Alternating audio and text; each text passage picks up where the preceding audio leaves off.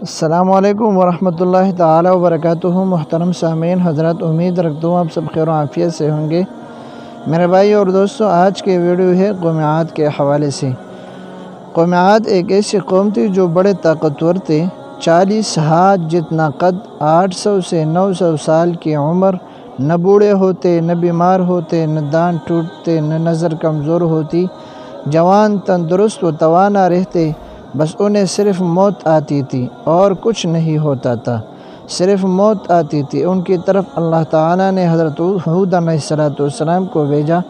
انہوں نے ایک اللہ کی دعوت دی، اللہ کی پکڑ سے ڈرایا، مگر وہ بولے، اے ہود، ہمارے خداؤں نے تیری عقل خراب کر دی ہے، جا اپنے نفل پڑھ، ہمیں نہ ڈرا، ہمیں نہ ٹوک، تیرے کہنے پر کیا ہم اپنے باپ دادا کا چال چلن چھوڑ دیں گے؟ عقل خراب ہو گئی تیری، جا اپنا کام کر۔ آیا بڑا نیک چلن کا حاجی نمازی، تیرے کہنے پر چلے تو ہم تو بھوکے مر جائے۔ انہوں نے شرک، ظلم و گناہوں کے طوفان سے اللہ کو للکارا، تکبر اور غرور میں بدمست بولے۔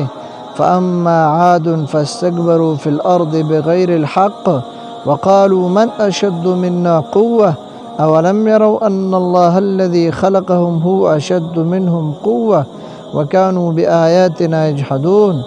کوئی ہے ہم سے زیادہ طاقتور تو لاؤ، ہمیں کس سے ڈراتے ہو؟ اللہ نے قحط بھیجا، بھوک لگی، سارا غلہ کھا گئے، مال مویشی کھا گئے، حرام پر آ گئے، چوہے بلی کتے کھا گئے، سانپ کھا گئے، درخت گرا کر اس کے پتے کھا گئے، بھوک نہ مٹی، نہ بارش ہوئی، نہ قطرہ گرا، نہ غلہ اگا۔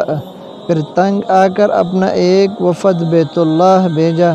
ان کا دستور تھا جب مصیبت آتی تو اوپر والے کو پکار اٹھتے، جب دور ہو جاتی تو اپنے بتوں کو پوجنے لگتے۔ بیت اللہ وفد آ گیا اور کہا کہ ہمارے لیے اللہ سے دعا کرو کہ بارش برسائے۔ اللہ نے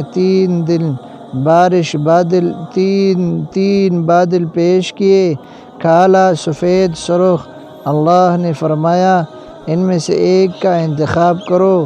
انہوں نے آپس میں مشورہ کیا کہ سرخ میں تو ہوا ہوتی ہے، سفید خالی ہوتی ہے، کالے میں پانی ہوتا ہے، کالا مانگو۔ اللہ تعالیٰ نے کہا، واپس پہنچو، بادل بھیجتا ہوں۔ وہ خوشی خوشی واپس آئے۔ سب لوگ ایک میدان میں جمع ہوئے، بادل آیا، وہ ناچنے لگے کہ اب بارش ہوگی، قحط مٹے گا، کھانے کو ملے گا۔ کیا پتہ تھا کہ وہ بارش نہیں، اللہ کا عذاب ہے، جو تم ہود سے کہتے تھے کہ لے آ، جس سے ہم کو ڈراتا ہے۔ اس بادل میں ایسی تند و تیز ہوا تھی کہ جس نے ان کو اٹھا مارا، ان کے گھر اڑا دیے۔ 60 ہاتھ کے قد اور لوگ تنکوں کی طرح اڑ رہے تھے۔ ہوا ان کے سروں کو ٹکراتی تھی، اتنی زور سے ٹکراتی کہ ان کے بیجے نکل کر منہ پر لٹک گئے۔